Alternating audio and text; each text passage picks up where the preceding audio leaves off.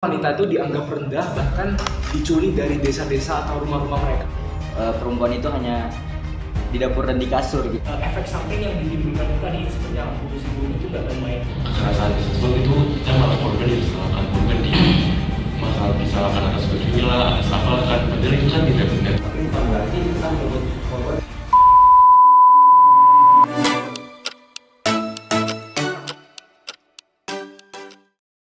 Ya, aku Azizi dari Psikologi Angkatan 22. Saya Ulur Rizik Chandra dari Psikologi Angkatan 23. Aku Haris dari Psikologi 23. Dan aku Hans dari Psikologi Angkatan 2022.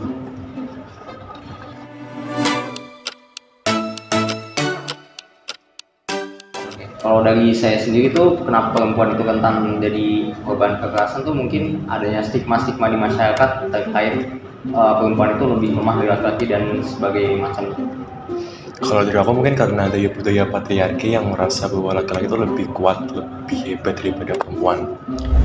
Kalau dari aku sendiri sama juga, kayak ada banyaknya stigma yang menunjukkan bahwa perempuan itu lebih lemah dibanding laki-laki. Nah, kalau dari aku kan sebenarnya kalau mau dilihat dari budaya atau sejarah Indonesia itu sendiri kan dulunya Indonesia sempat dijajah oleh Jepang ya. Nah, dengan yang pernah aku baca itu aku pernah baca soal satu istilah yang namanya itu Karayukisan yang terjadi waktu zaman penjajahan Jepang dulu.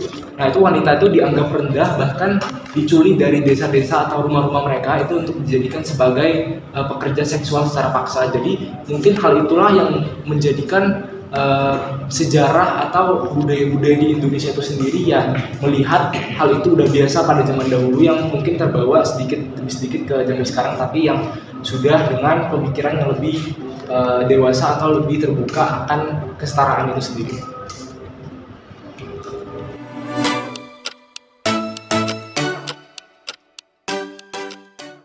Kalau dari saya sendiri mungkin kurangnya kurangnya awareness masyarakat terkait kesetaraan hak yang dimana tuh perempuan sama laki-laki tuh punya hak yang sama, kurang lebih kayak gitu. Kalau dari aku mungkin ya tadi sih karena budaya patriarki yang menganggap bahwa laki-laki itu memiliki kekuatan lebih besar ketimbang perempuan. Dan mungkin karena tadi yang dijelasin sama Mas Dan soal budaya dari dulu yang udah bawa sampai sekarang bahwa yang menganggap perempuan itu ya kerjanya di rumah, kerjanya di dapur, dan laki-laki dianggap memiliki kuasa yang paling besar atas beberapa hal gitu ketimbang perempuan. Mungkin gitu sih. Kalau dari aku sendiri mungkin masih banyak juga ya beberapa kelompok yang menentang bahwa perempuan itu memiliki kesetaraan gender ataupun kesetaraan secara tempat ya, ataupun posisi gitu. Nah, mungkin juga ini mengikut dari beberapa ungkapan bahwa sorry to say perempuan itu hanya di dapur dan di kasur gitu. Jadi mungkin itulah yang membuat bahwa perempuan itu tetap dianggap sebagai lebih lemah gitu dibanding laki-laki. Nah, sebenarnya sama dengan teman-teman yang lain. Tadi kan udah sempat disinggung kalau memang zaman dahulu itu sejarah-sejarah manusia pada umumnya, kalau misalnya kita lihat tokoh-tokoh terkenal pada zaman dahulu itu mayoritasnya laki-laki. Nah, bahkan di Indonesia sendiri yang bisa dibilang berperan penting sebagai tokoh pahlawan Indonesia itu kebanyakannya laki-laki. Dan salah satu tokoh yang menurut aku itu menjadi gebrakan perempuan itu dianggap penting dan setara itu adalah Kartini, atau yang kita kenal dengan sebutan Ibu kita Kartini, karena dengan adanya tokoh atau beliau sebagai tokoh pahlawan Indonesia yang menyatakan dan menyuarakan kalau perempuan di Indonesia itu juga sama halnya dengan laki-laki. Kesetaraan hak dan kewajiban perempuan itu sama dengan laki-laki yang menjadi salah satu gebrakan penting di Indonesia itu sendiri.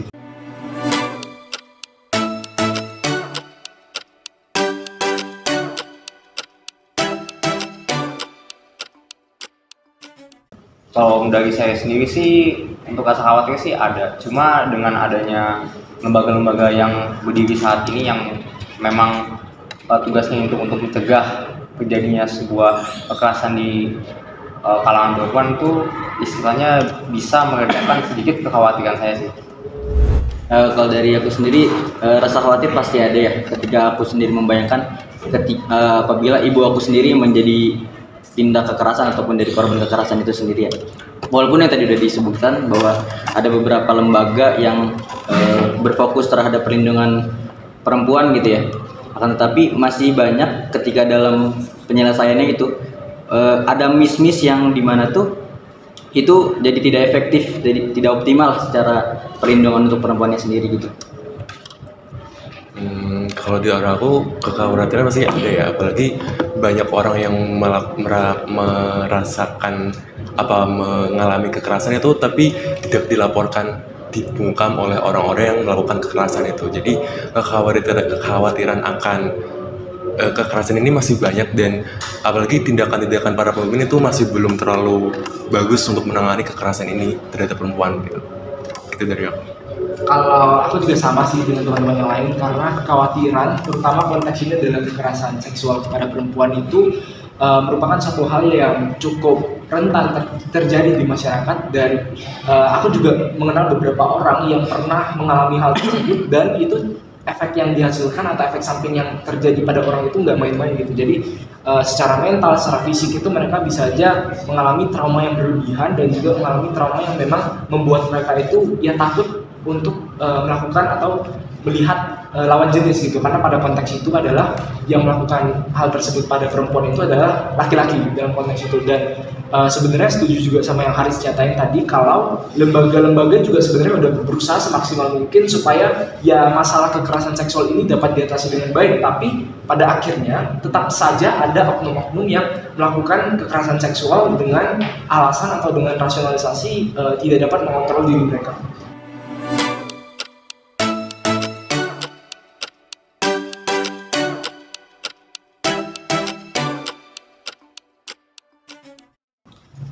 Kalau dari saya sendiri mungkin untuk langkah-langkah yang bisa dilakukan untuk mungkin orang-orang terdekat kita atau bahkan kita sendiri itu ya kita apa istilahnya ya menyebarkan informasi terkait gimana sih pentingnya itu segimana penting perempuan itu harus dilindungi gitu hak-haknya, dan tentunya tuh dengan adanya lembaga-lembaga juga kita harus mensupport segala usaha yang telah dilakukan lembaga-lembaga perlindungan perempuan atau semacamnya gitu sih kalau dari aku. Kalau dari aku, langkah-langkah praktis yang mungkin bisa dilakukan itu spreading awareness about the equality of women and men sih. Kalau kita itu setara, kalau kita sama, jadi kita tidak menganggap adanya ketimpangan sosial, ketimpangan seksual yang menganggap bahwa perempuan itu lebih rendah gitu. Jadi meningkatkan kesadaran ke orang-orang, ke masyarakat bahwa perempuan pun juga memiliki kuasa atas diri mereka, perempuan juga memiliki hak atas diri mereka, seperti itu. Oke. Setuju juga yang udah dikatain sama Willy sebelumnya, bahwa langkah-langkah praktis ya mungkin dari meningkatkan kesadaran sendiri gitu dari individu masing-masing, dan juga terus juga menyebarkan ke halayak ramai. Dan mungkin selanjutnya adanya payung hukum yang jelas-jelas mempayungi bahwa perempuan itu benar-benar harus dilindungi gitu, yang pada akhirnya lembaga-lembaga pelindung perempuan itu memiliki memiliki kuasa untuk menindak pelaku. Ya sebenarnya setuju sih sama yang Willy sampaikan, awareness itu cukup penting ya. Tapi kalau dari perspektif aku sendiri sih, aku melihat kalau seseorang itu memiliki cara dia menyikapi lingkungannya itu kan bisa dibilang belajarnya dari sejak kecil ya.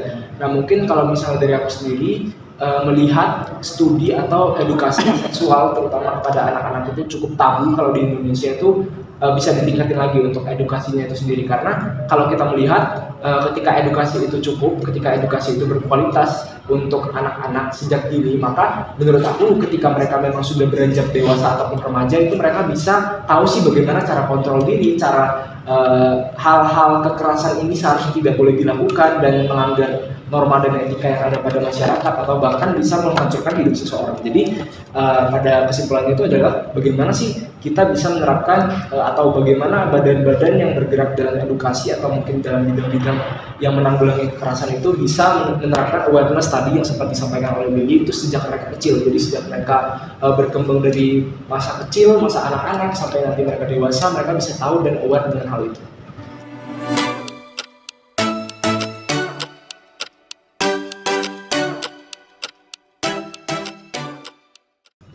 Oke, mungkin dari saya sendiri gimana stigma ini bisa diatasi itu dengan istilahnya ya kita nyikapin korban itu dengan terbuka juga gitu loh. Tapi bukan berarti kita menuntut korban untuk cerita dari benar-benar secara rinci gitu, karena yang pasti kan korban ini juga pasti butuh waktu gitu loh untuk menyikapi musibah yang telah dia rasakan. Jadi menurutku tuh emang kita harus nyikapin dia dengan terbuka, dan emang butuh waktu untuk membantu korban ini gitu, dengan membantunya entah mengawal dia di lembaga yang bersangkutan, terus kayak setelahnya apa ya secara garis besar pokoknya membantu, tapi dengan cara yang istilahnya masih bilang proper lah kayak gitu. Kalau misalnya aku kan bagaimana cara kita bisa menghandle istilahnya untuk korban kekerasan itu sendiri, kan kita melihat kalau efek samping yang ditimbulkan itu tadi seperti yang aku singgung itu gak main-main. Jadi gimana caranya kita bisa ngebuat suatu tempat yang aman dan menjaga privasi seseorang yang terkena kekerasan seksual dalam metodenya itu harus bisa merasa nyaman ketika berada atau ketika menceritakan atau mengkonsultasikan hal-hal yang dia alami. Nah, sebenarnya kalau misalnya kita mau melihat perspektif kekerasan seksual kan bukan hanya semata-mata tentang korban, tetapi juga pelaku kekerasan seksual itu juga memiliki hal yang bisa dibilang menyimpang dari masyarakat atau dari seorang individu pada umumnya. Tapi yang ingin aku sampaikan sih mungkin lebih ke bagaimana sih kita bisa melihat kedua perspektif ini, bukan hanya tentang korban tetapi juga tentang pelakunya gitu. Jadi masalah yang ditimbulkan itu bukan akibatnya terus, tapi sebabnya juga kita lihat. Jadi ketika memang kita melihat pelakunya secara utuh sebagai seseorang yang memang kurang edukasi atau mungkin kurang pengawasan secara edukasi dan keluarga, itu mungkin bisa menjadi salah satu penyebab dia melakukan hal tersebut. Jadi ketika memang kita sudah concernnya ke sebab dan akibatnya, kita bisa mengatasi masalah ini atau ibaratnya itu mengkontrol dengan cukup intens masalah ini agar tidak atau mengurangi jumlah-jumlah kekerasan seksual yang terjadi. Aku setuju banget sih sama yang dibilang sama Mas Sam soal kan dampak dari kekerasan seksual terhadap perempuan ini sangat banyak, dari physically, mentally, psychologically itu emang berdampak banget. Jadi bagaimana kita mengurangi stigma itu dengan mendukung secara utuh terhadap korban, kita memberikan support sistem secara maksimal terhadap korban, kan korbannya juga merasakan keterbelakangan terhadap apa yang dialami kan. Jadi mungkin gitu sih, kita mendukung secara penuh, menjaga privasi perempuan gitu. Jadi kan kalau kita lihat masyarakat sekitar kan, kita kalau misal ada yang kekerasan seksual gitu, kita malah disalahkan disalahkan atas bajunya lah, atas apalah kan, padahal itu kan tidak benar.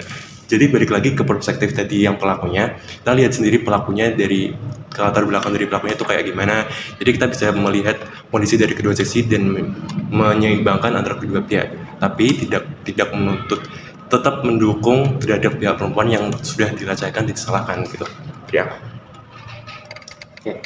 Mungkin kalau dari aku sendiri ya, bagaimana cara kita mengurangi stigma tersebut, mungkin bisa dimulai dari hal kecil gitu. Banyaklah obrolan antara lawan jenis gitu, perempuan ataupun laki-laki, yang menjurus ke arah hal-hal seksual gitu. Mungkin itu terkadang dijadikan sebagai hal yang biasa gitu kan. Cuman dari situ juga bisa menjadi awal mula kekerasan seksual terhadap perempuan itu sendiri gitu. Dan setuju juga yang udah disampaikan sama Hans tadi, bahwa kita juga perlulah memandang dari dua POV gitu, baik dari si pelaku ataupun dari si korban. Jadi ketika kita berhasil nih mengambil dari dua POV itu, kita bisa mengetahui dengan jelas gitu, dan juga kita juga bisa turut membantu, ikut andil dalam memperjuangkan perempuan ini gitu. Entah itu kita sebagai ikut dalam kelembagaan ataupun kita menyuarakan bahwa perempuan itu layak untuk dilindungi dan harus dilindungi.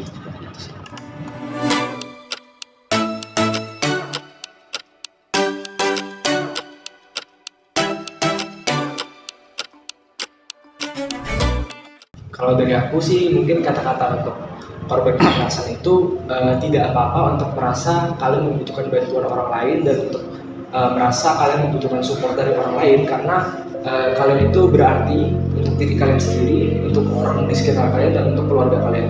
Ingatlah kalau misalnya meskipun kalian telah mengalami masalah-masalah dan hal-hal yang buruk yang pernah terjadi dalam kehidupan kalian itu masih berharga dan kalian itu masih bisa menjadi orang yang penting dan bermanfaat untuk banyak orang.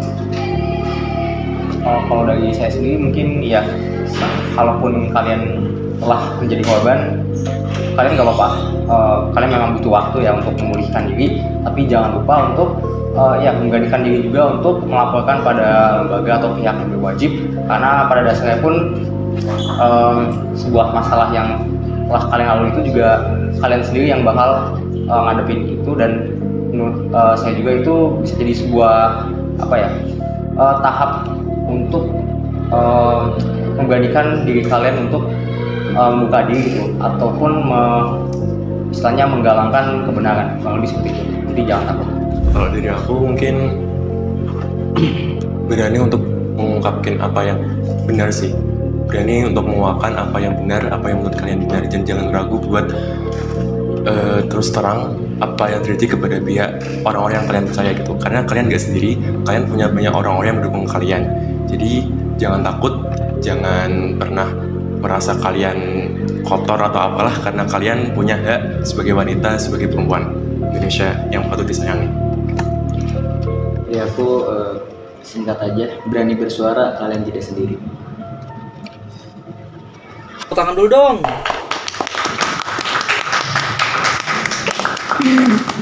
Oke, terakhir banget itu dong ucapin semangat untuk korban kekerasan, perempuan yang mengalami korban kekerasan.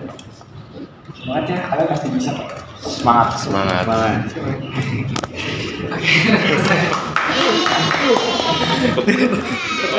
Pertanyaan terakhir, gue